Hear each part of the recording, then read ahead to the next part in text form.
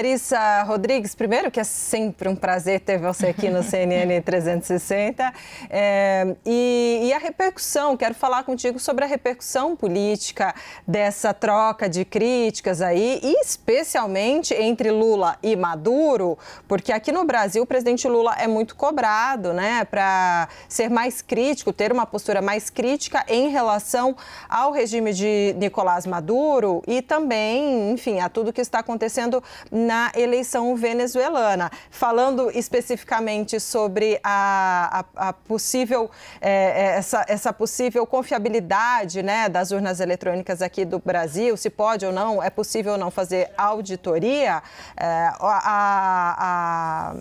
a oposição aqui no Brasil, bolsonaristas, estão fazendo a festa, né? Deitando e rolando nas redes sociais, invocando a fala do Maduro, dizendo, mas até o Maduro está dizendo, e agora? O que o governo brasileiro responde? Quer dizer, usou essa fala e entrou nessa provocação. Mas, Larissa, você que voa aqui pelos corredores políticos de Brasília, como você vê essa repercussão política aqui em Brasília?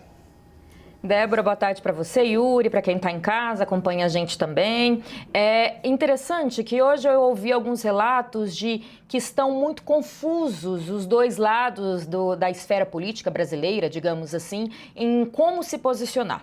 Primeiro, há críticas da demora de que Lula viesse a público e criticasse o presidente venezuelano. A gente sabe que nos governos do PT sempre teve uma certa proximidade de Lula com Maduro, na época da então presidente Dilma Rousseff também, e há muito tempo se esperava esse posicionamento, seja pelo próprio comando ali do Palácio do Planalto, alguns ministros pediam, e seja para acertar o tom também quando se fala no Itamaraty na questão diplomática. Mas, por outro lado, se entendeu que demorou um pouquinho o timing para Lula chegar, né, e falar, olha, como assim vai ter um derramamento de sangue? Já não teria que ter ocorrido isso antes. E do outro lado, ali da direita brasileira, em especial a direita mais bolsonarista, me pontuaram que eles primeiro pensaram em compartilhar nas redes sociais essa fala do presidente venezuelano, questionando as urnas eletrônicas,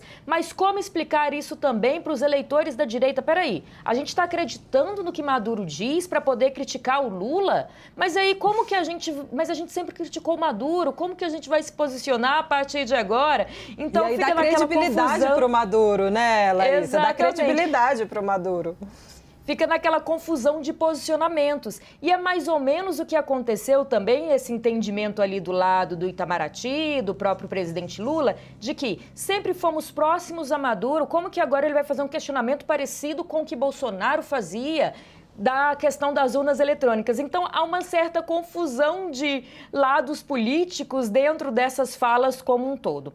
A partir de agora, falando em diplomacia, o que fontes do Itamaraty me revelam? É que precisa esperar o resultado das eleições, porque vai ser e vai precisar acertar o tom e o timing a depender desse resultado. Por exemplo, se as eleições lá da Venezuela saem com Maduro não vencendo e Maduro reagindo de uma maneira muito superior do que se imagina, até avançando nessa questão de tentativa de golpe ou algo do tipo, precisa de um posicionamento mais firme do presidente Lula.